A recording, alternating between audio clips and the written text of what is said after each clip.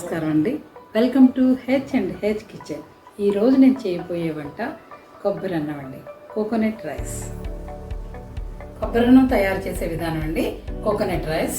దానికి కావాల్సిన ఇంగ్రీడియంట్స్: ఒక కొబ్బరికాయని కొట్టి దాన్ని చిక్కటి పాలు తీసి ఆల్రెడీ గ్లాస్లో రెడీ పెట్టుకున్నానండి. కొంచెం కొత్తిమీర, యాలకులు అండి 5 యాలకులు పెట్టుకున్నాను. తర్వాత ఇది లవంగాలు వచ్చి 10 to 12 పెట్టుకున్నానండి. ఇదిగో దాల్చిన చెక్క 2-3 పీసెస్. తర్వాత అల్లం వెల్లుల్లి పేస్ట్ 2 ఉల్లిపాయలు తరిగి పెట్టుకున్నానండి, పొడుగ్గా కట్ చేసుకోవాలి. అలాగే పచ్చిమిరపకాయలు కూడా 8 నుంచి 10 పెట్టుకున్నానండి, అది కూడా సగం వరకు కట్ చేసి పెట్టుకున్నానండి. 2 టమాటాలు ఆల్రెడీ నేను మిక్సీ పెట్టి ఆల్రెడీ గ్రైండ్ చేసి పెట్టుకున్నానండి. ఇప్పుడు తయారీ విధానం అండి. ఫస్ట్ దాల్చిన చెక్క వేసుకోండి, తర్వాత లవంగాలు వేసుకోండి, తర్వాత యాలకులు వేసుకోండి, కట్ చేసి పెట్టిన ఉల్లిపాయలు కూడా వేసుకోండి.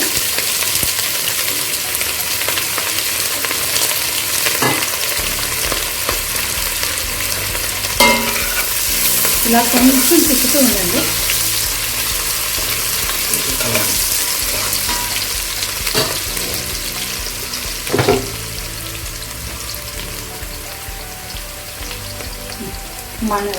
మంట మీడియం ఫ్లేమ్లో పెట్టండి. 2 ఉల్లిపాయలు ఫ్రై అయ్యాయండి. ఎక్కువ ఫ్రై చేయకూడదండి. నేను ఆల్రెడీ అల్లం వెల్లుల్లి పేస్ట్ రెడీ చేసుకున్నానండి. అది చిన్న స్పూన్ వాడుతున్నాను చూడండి, అది 3 స్పూన్లు వేసుకోండి.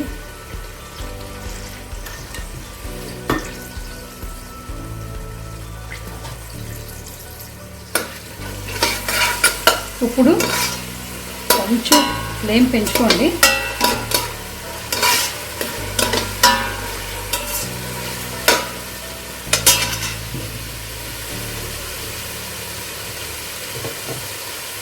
ఇప్పుడు ఏం చేయాలంటే ఇలా ఫ్రై అవుతూ ఉంటే సాల్ట్ యాడ్ చేసుకోండి. ఎందుకంటే రైస్ కదండి ఇది, సాల్ట్ మీకు కావాల్సినంత వేసుకోండి. నేనైతే 3 స్పూన్లు వేస్తాను.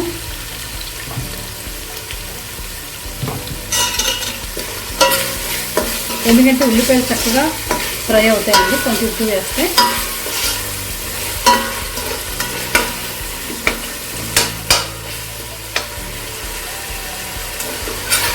చూడండి, నేను టమాటా ఆల్రెడీ మిక్సీ పెట్టుకున్నాను కదండి, 2 టమాటాలు మీడియం సైజు, అది వేసేసుకోవాలండి. ఇలాగా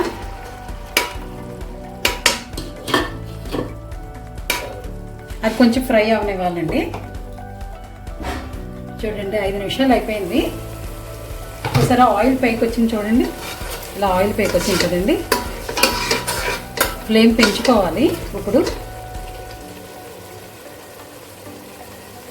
ఇలా కొంచెం 2-3 మినిట్స్ ఇలాగా అవనివ్వాలి. చూడండి, నేను ఆల్రెడీ తీసి పెట్టుకున్న కొబ్బరి పాలు వేసేసానండి. చిక్కటి పాలు అండి ఇది, ఇలా బాగా కలుపుకోవాలి. ఇప్పుడు నేను 4 గ్లాసులు బియ్యం చేస్తున్నానండి. 4 గ్లాసులకి 9 గ్లాసులు వాటర్ వేస్తున్నానండి. కానీ దీనికి కూడా నేను సోనా మసూరియే వాడుతున్నానండి. ఎందుకంటే సోనా మసూరి చాలా బాగుంటాయి రైస్, మేము అదే వాడుతున్నామండి. మీకు నచ్చితే బాస్మతి కూడా మీరు యాడ్ చేసుకోవచ్చు. ఇప్పుడు నేను రైస్కి సరిపడా వాటర్ నేను కొలుచుకున్నాను. అంటే నేను 4 గ్లాసుల బియ్యానికి 8 గ్లాసులు కాదండి, 9 వేసుకోవాలి. 1 గ్లాస్ ఎందుకు ఎక్స్ట్రా వేసానంటే మధ్యలో మనం మూత తీయటం వల్ల ఆ స్టీమ్ వెళ్ళిపోతుంది కదండి, సో రైస్ బాగా ఉడుకుతుంది. ఇప్పుడు దీంట్లో నేను రైస్ కూడా యాడ్ చేసేస్తున్నానండి.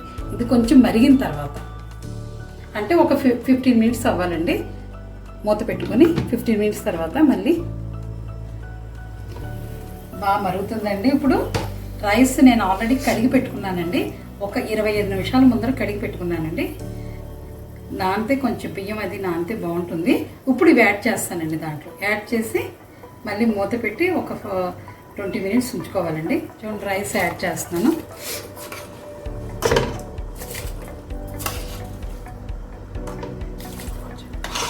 ఇలా కొంచెం తిప్పుకుంటే బాగుంటుందండి. ఇది ఇలా కలుపుకోవాలి. కొంచెం కలుపుకున్న తర్వాత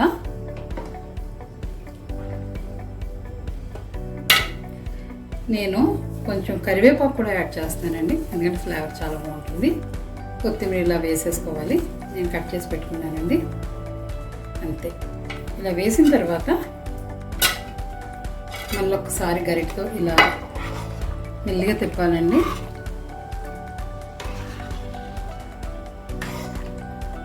అంతే. మూత పెట్టుకొని ఒక 20 మినిట్స్ ఉంచుకోవాలండి.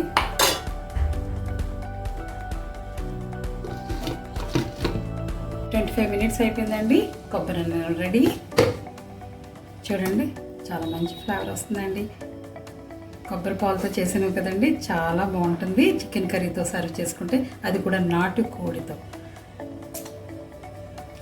ఓకే అండి, మీకు నచ్చినట్లయితే ఈ వంటకం లైక్, షేర్ అండ్ సబ్స్క్రైబ్ అండి. Thank you all.